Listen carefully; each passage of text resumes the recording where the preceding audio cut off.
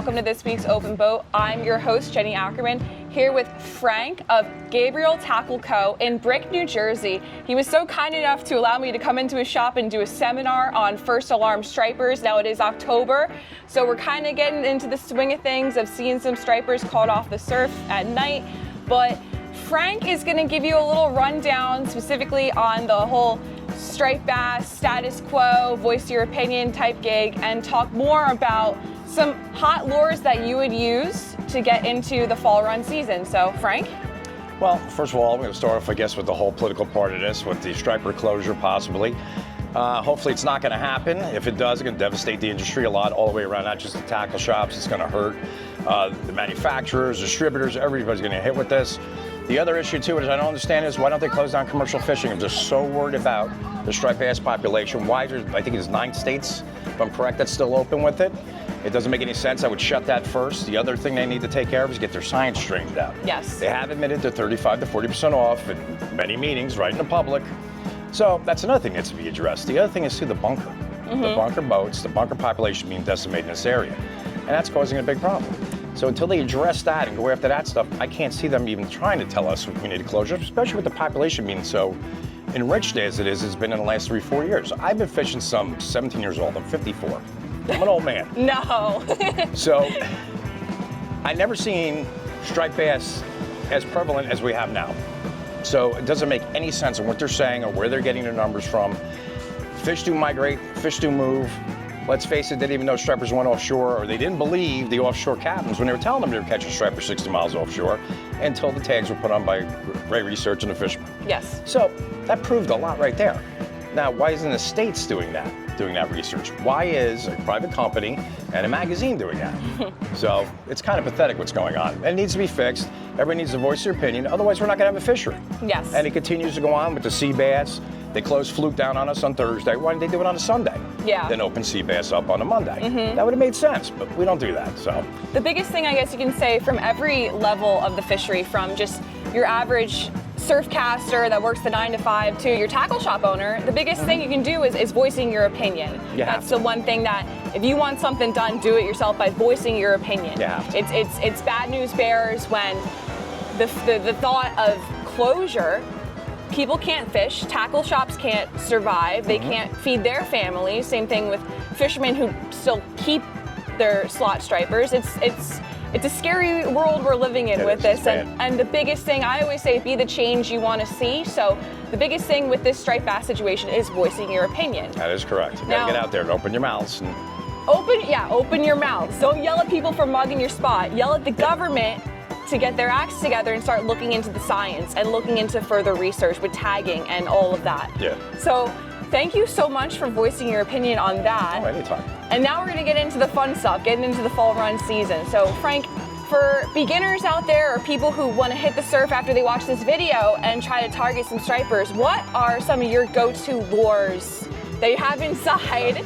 Well, we carry pretty much everything. We have most of the main brands. We do carry a lot of custom plugs. My main go-to is my first plug is a Mag Darter. Okay, yep. That's my favorite. I love Uzori plugs. They swim great. They work great. I've caught a ton of fish on them. My other favorite is a dock. Okay, that dock, I have especially in the surf and on a boat. It works in both places. Yeah. I use a 9-inch on the boat, and I use the 7-inch off the surf, and I've gotten very well and gotten a lot of fish with them, so I've been very happy with them. But there's a lot of custom gliders and stuff I love. Like we just got in Greenhead's new gliders. Yeah. They're at a lower cost, same quality. It's something with some type of injection molding he's doing, whether you can bring the price down on them. Interesting. And it has them both sides, the sizes, the 1 ounce and the 2 ounce. Okay. And all the colors. We just got them, and it's great to check out. I'll have to take a look at those. Yeah, they're pretty sharp. He did a good job. He did a really good job. So that's like, obviously like the bunker fishing, spooks, gliders, stuff like that. But what about like when we have the sand eel bite? Because a lot of anglers. That's going to be the big thing. Yeah, a lot of anglers don't know they're blitz fishermen. You know, they started to get into it and they had good seasons of just blitz fishing where you walk on the beach, you see fish in front of you. Sand eel, it's a lot different and it's a lot more difficult to hone into if you're stubborn. Yeah, well, the big thing is when you're starting out, just don't follow the phone calls. Don't go out and research the beach. Take a look at the beach, read the beach. You're not sure what you're going to bring. We don't know what the fall's going to bring us. We have sand eels like we did last year, so you're looking at your avas. Always use a teaser. That's a big thing. Teaser rigs are one of the best things I always use in the fall. I always have. And then we have peanuts that show up too. So then you got to look at your small bucktails. Yep. And your metal lifts. So you got to kind of like be diverse in what you carry in your bag. If you're not sure, you can always come to the shop. We can always help anybody out. You know, everybody here fishes. Yeah. We're all avid anglers, and we love what we do. So we're more than happy to help anybody from the beginner to the expert. You know, we always have advice to try to help people out as much as we possibly, because we want to see you catch fish. Yeah, it's the fun of it. That's the goal of tackle shop owners, is you guys are here to teach people and put them on fish. And I'm sure it's certainly rewarding when you have a newcomer come into your store, you help them out, and they come back or they give you a phone call or tag you in an Instagram post saying, thank you so much, you guys, for helping me. I got my first fish today. That's the best part of the job. Yeah. It's just, especially when you see like a father-son or father-daughter go out for the first time, and you get them on fish, and you get that phone call, oh, we had a great day today, you know. But you know, and we always try to educate the people as much as possible too. Even with catch and release, how to properly release the fish, because that's a big issue too. We see that goes on. Yeah. And you know, it's such an awesome sport, and you meet some awesome people, and it's just enjoyable all the way around, and we love to share that with everybody. Yeah, definitely helping people, catching fish, and hearing the reports and seeing the pictures is something that should fuel us all to keep the striped bass fishery alive. Yeah. So all those positive things, we don't want them thrown away. We don't want to lose the fishery we have, so that's why you should voice your opinions, have fun fishing, practice proper catch and relief, and the biggest thing, support your local tackle shops. That's the big thing, support your local tackle shops. Stop buying online, come down to the shops. Yeah. Where else are you going to get the service like this, right? You can come in, we're here to help you, we'll spool your reels up, we'll give you guidance on where to go. Amazon's not doing that. No, Dick's Sporting Goods is not doing that. Nope. Your local shops, which are in trouble. Yeah. A lot of shops, this year's been a very tough year for a lot of the shops. It's been a struggle with all the regulation changes, especially bluefin tuna got shut down in the beginning of the season.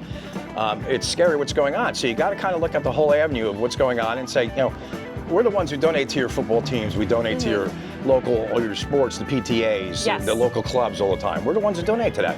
When we're gone, when the shops are gone, and you don't get the personal service and advice from the people, you don't really think about it. Supporting your shops and helping them out. It's tough. It's tough business. It is. I'm here 16 hours a day.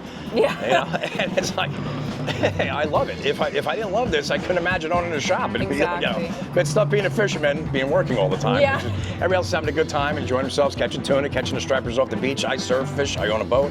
I love it all. I go freshwater fishing. I just love being with a rod in my hand and being out there. Yeah. And that's the biggest thing. And of course, you got to make it count. So every day matters. Yeah. So that's a wrap on this week's Open Boat. Thank you, Frank. Support thank you. Gabriel Tackle Co.